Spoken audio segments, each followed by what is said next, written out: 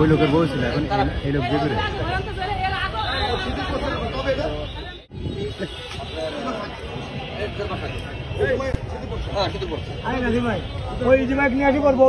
আপনার ছবি দেখেন, আপনারা হয়তো ভাবছেন আমি মিথ্যা বলছি।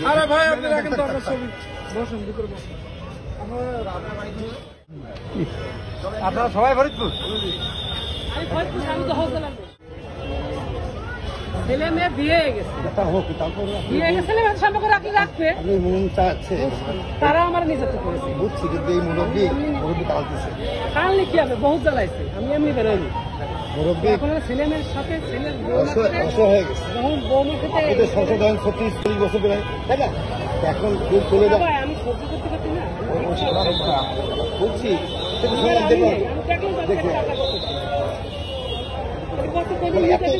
পরে আপনি বাইক দিয়েছেন এই কাজ বেশি না,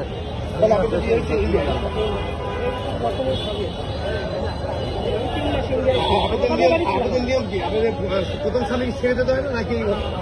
না ছেড়লেও হয়, ছেড়ে দিলে হয়। আর ওই যত স্বামী জেলা কোনো যে থাকে সেটা কি করে? যেমন সোনা ঘর থাকতে পারে, সম্পদ থাকতে পারে, বাড়িঘর থাকতে পারে, সেটা আমার সে দিয়ে দেয়, সে কি করে নেবে?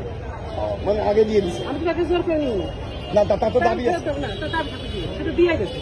আপনি আর মোবাইলে আমার দিয়ে দেবেন, কিসের দাবি দেখেন। যুক্তি আছে, যুক্তি আছে, যুক্তি আছে কথা। আমি কিন্তু যশোর জেলার মেয়ে, আমি কিন্তু কালীগঞ্জের মেয়ে।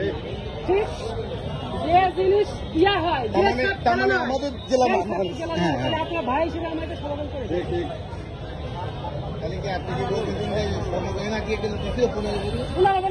মেয়ের বিয়ের সময় সব দিয়ে দিচ্ছে, 50 দিয়েছে, সব দিয়ে দিচ্ছে। দাবি করতেছে আপনিও করতে পারেন, আমার পর ওরা আমি 20 বারে শোনা দিচ্ছি পারেন। বাড়ি